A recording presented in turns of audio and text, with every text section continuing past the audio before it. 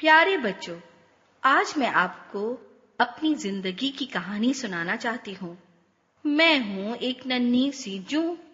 میں آج سے 3 ہفتے پہلے ایک چھوٹی سی پیاری بچی نازلی کے سر میں پیدا ہوئی، جو صفائی ستھرائی کا خیال نہیں رکھتی تھی، نہ بالوں میں ڈھنگ سے کنگھا کرتی اور نہ تیل کی مالش۔ سر دھلانے اور بالوں کو صاف کرتے وقت وہ اتنا شور مچاتی کہ اس کی امی گھبرا جاتی۔ وہ اسے اکثر مجھ سے اور میرے گھر والوں سے ڈراتی، مگر وہ ذرا توجہ نہ دیتی، یہاں تک کہ اس کی امی نے اسے اس کے حال پر چھوڑ دیا۔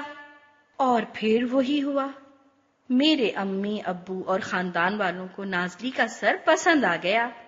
وہ اس کی ایک سہیلی کے سر سے اڑ کر نازلی کے سر میں آ گئے اور یہیں رہنے لگے۔ میں بھی وہیں پیدا ہوئی۔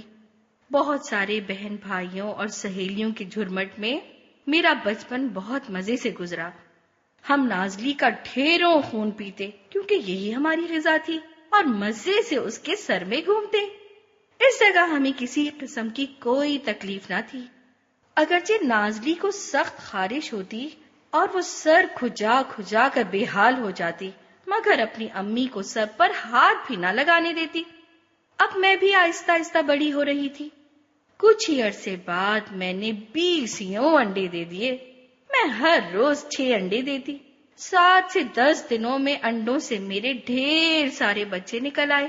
اب تو نازلی کے سر میں ہمارا ایک شہر آباد ہو گیا۔ ہم نے بھی اس کی لاپرواہی سے خوب فائدہ اٹھایا، مگر ہائے، پھر کیا ہوا؟ ایک روز نازلی کے اسکول میں صفائی کا ٹیسٹ ہوا۔ سب کے بال چیک ہو رہے تھے۔ اس روز نازلی بہت پریشان تھی۔ اسے فکر تھی کہ ہماری وجہ سے اسے اپنی سہیلیوں اور استانیوں کے سامنے شرمندہ ہونا پڑے گا، مگر اس کی خوش قسمتی تھی کہ ٹیچر نے اسے سب کے سامنے ڈانٹنے کے بجائے علیحدہ بلا کر پیار سے سمجھایا۔ انہوں نے کہا، نازلی، تمہیں اپنے سر اور بالوں کی صفائی ستھرائی کا خیال رکھنا چاہیے۔ ویسے تو جوئیں اڑ کر کسی کے سر میں بھی پہنچ سکتی ہیں، لیکن گندے سروں میں انہیں پھیلنے کا زیادہ موقع ملتا ہے۔ پھر یہ خون بھی پیتی ہیں اور ان کے کاٹنے کی وجہ سے بار بار کھجلی بھی ہوتی ہے۔ اس طرح سب کے سامنے شرمندگی اٹھانی پڑتی ہے۔ یہ اڑ کے دوسروں کو لگ جاتی ہیں اور وہ بھی تکلیف اٹھاتے ہیں۔ صفائی کا خیال نہ رکھنے کا سب سے بڑا نقصان خود ہمیں ہوتا ہے اور ہمارے آس پاس کے لوگ بھی متاثر ہوتے ہیں۔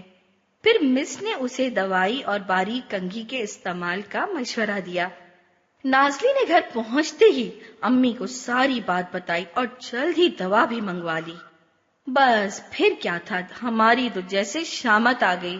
دوا استعمال کرنے کی دیر تھی کہ ہمارا پورا شہر ویران ہو گیا۔ میری ساری سہیلیاں اور خاندان والے ایک ایک کر کے ختم ہو گئے۔ میں بھی بڑی مشکل سے جان بچا کے بھاگی۔